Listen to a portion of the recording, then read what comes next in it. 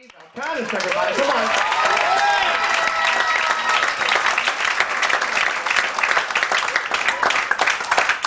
Oh my God, I can't see shit. Awesome. What's up, everyone? So, my name's Stephanie. I'm an actress, singer here in New York, and this is my first time doing stand-up comedy, so I hope you like it. So basically, I just did an off-Broadway tour, and the director was from Greece, and every time he didn't like what I was doing, he'd flare his nostrils and say, "Stephanie, fuck the stage." What the fuck does that mean, fuck the stage? Why can't I kiss it, make out with it, cuddle? I should fuck the stage? Really? So I grew up in a Greek-American household. My father was very strict in the Greek army. You know, my grandmother was always like bitching, "You cannot stay in anybody's house, sleep over only family, because they will try to kill you or murder you. And if you sleep on the floor, you will get very sick, so you're not allowed to go and sleep there." I'm like, what the hell is that shit? What do you want me to do, stay home and read a book on a Friday night? So you know, I decided I'm gonna move to New York. I'm gonna like pack my shit and go to school there and make it, you know. So I moved to New York City, and I moved to Long Island of all places. I moved to Long Island.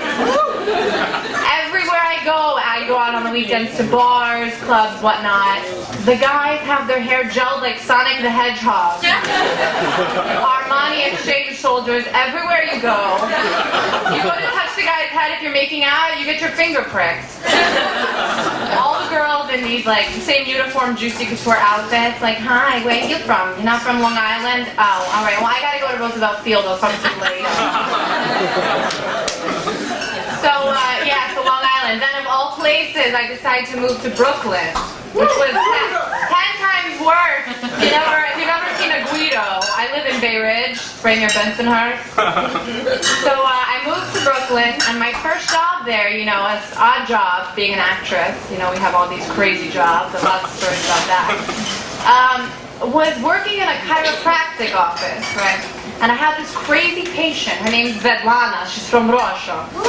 And one day she comes in. It's a Thursday afternoon. It's pouring rain outside, and I want to get the fuck out of there and go home and go to bed. But no, I have to deal with fucking bitch Svetlana, who's late her appointment every single time. So she storms in the door 20 minutes late, and she's like, "What the fuck? Where is doctor?" He's with someone, you stupid bitch. So, whatever, so that happens. And I'm trying to like let things pass, you know, I'm boiling inside, but she's looking at me, pacing around. I want you to get a mental image of this woman. She's wearing blue swishy pants, you know, the ones you had in like circa 1997. You wore them to gym class. And she's got this bowl haircut without a bra and a sheer shirt and no deodorant, pacing around. "Where's doctor? What the fuck is this shit? I have to go. My husband Jamal, I married him for papers. I need to find alternate parking bullshit. I've looked for car parking. What is this shit in Brooklyn? You can't give me pass for parking lot." I'm like, what the hell? What do I look like to you? The parking attendant? So this bitch is always late, and she gets on my nerves like crazy. So I'm trying to be patient, and I'm like, you know what can I do to calm her down? So I asked her, I'm like, "Svetlana, where are you from?" That was the wrong question to ask. "You stupid fucking ignorant bitch! I come from USSR! 10 of my friends, pots, pans, laundry baskets, waiting in line for milk. And you, I tell my fuck Siberian husky drinking 20 bottles vodka, and you fucking bitch have audacity. My best friend Stalin, to fucking tell me and ask me where I'm from? You ignorant bitch, you never opened history book. Fuck you." I wasn't asking for that. I just wanted to know where you were from, you retard. Anyway, so it gets better. I have a big sign on my forehead. You can't see it. It's invisible. Anywhere I go, if you're crazy, people talk to me. It's like, if you're a nutbag, come and talk to me now. So I take the subway in from Brooklyn all the time. Brooklyn to Manhattan, you know, back and forth. And every time, it never fails, someone talks to me. And everyone thinks I speak their language. You know, I'm ethnically ambiguous. You know, I look Italian, Jewish, Greek, Arabic, you name it. I get this Hasidic guy who's like, Amido Ohebit Hebrew. I'm like, no, but if your wife and your 6 kids knew that you were trying to hit on me right now, that wouldn't be a good thing.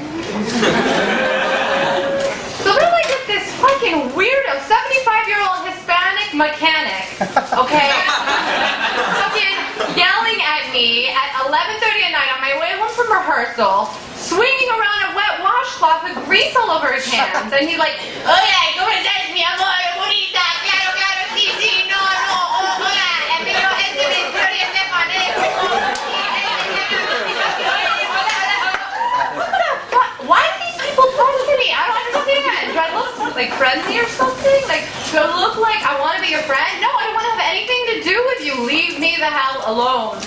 Alright, so that happened. And then another time on the subway, I fucking love the subway. I mean, the stories that I gather from these subway rides are incredible. I share them with my family and they're like, really? You're making that up, aren't you? I'm like, no, I'm actually not. So one night, one night, it was like 2 in the morning, okay? Never take the subway at 2 in the morning. That's like guaranteed ride for meeting the fucking weirdos of weird. I'm coming back from Maryland, originally from a small town in Maryland. And I meet this guy and we start talking and he's fucking hot. And he's a little like out of it, so I thought he was stoned or something. And I'm like, so what's your name? He's like, hey, I'm Armand. Nice to meet you. I'm like, hey, I'm Stephanie. What's up? We're like, giving each other like the eyes, like the sex eyes, you know, like, hey. And so I'm like, what do you do? He's like, well, I'm doing my residence here in New York. I'm like, oh, that's awesome. So he's like, can I have your number? And instead of taking his cell phone out, he takes a pad of paper. What are we, in 1987? So he writes down my number, and then he's like, can you take mine too? Actually, why don't you call my work tomorrow? Okay, you're the guy, you're supposed to call me. So I call his work the next day, and I'm thinking he works like for, you know, private practice or a hospital. And the woman answers the line, thank you for calling Brooklyn Veterinary Hospital, how can I help you? Okay, that's a whole other level of weird. Has anyone ever dated a vet? Okay. You have no idea. So I go to pick him up because not only does he not have a cell phone, but he doesn't have a fucking car. So I go to pick him up for this date that we go on, right? I get to his apartment, holy shit, it was like Ace Ventura Pet Detective. Dogs, cats, hamsters, sniffing my crotch, goldfish, parrots, parakeets. I was like, hi, what's going on? And he's like, hey, you want a glass of wine? Meanwhile, the dog is like up on my ass, trying to look for something. I'm like, buddy, get the fuck away from me. So, anyway, that happened. We went on the date. The best part was the date, okay? So we go to this hole-in-the-wall Japanese restaurant, and he's like, hey, talking like an auctioneer on cocaine. He's like, so when I was this, blah, blah, blah, my family, this and that, I moved to New York. And I'm like, I don't care about what happened in New York. Whatever. And suddenly I'm like, can you tell me something good? Tell me like a good story about like being a vet. I want to be entertained. Because I got one word in the whole entire date.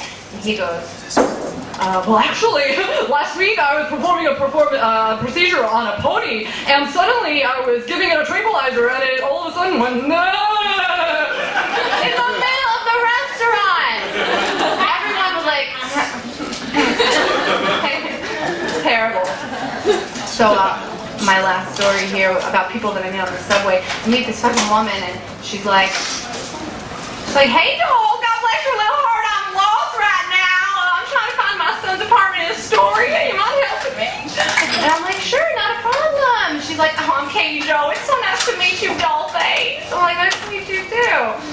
I was like, so what do you do? What are you doing here? I'm here to visit my son. I'm like, oh, that's wonderful. Okay, well, I'm a cafeteria manager in South Carolina, and I make the calendar for the cafeteria. You know, Monday, tater tots, Tuesday, sloppy joe, apple crisp for dessert. And damn, if I don't make those sloppy joes the right way on fries with mashed potatoes, macaroni salad on the side. Oh, I don't know what they're gonna do without me. Once I retire one day, you know, it's like, oh, can't believe it. And I mean, we all hustle bustle here. We're trying to make it in New York, and these people, they just like chill and like serve macaroni and cheese. Yeah, we're not trying that for a change. So I live in Bay Ridge, Brooklyn. Brooklyn. You come to my neighborhood on a Thursday night, and yeah. Pretty much mafiosa. Hey, how you doing? Oh, sausage peppers. Hey, I'm Vinny. Hey, oh, how you doing? I'm Donna. I'm Maria. Hey, how you doing? Go to the nail salon across the street from my apartment. There's this woman. Every time I go there, she appears in front of me. She's like, oh, hey, how you doing? I'm Donna. Divorced. My boyfriend's Gary. Works for sanitation. He smells like shit. He never wants to shower when he comes home from work. And his mother's always trying to feed me on Sundays, you know, the pasta with the meat sauce and all that shit. Anyway, I gotta get the hell out of here, so it's been real.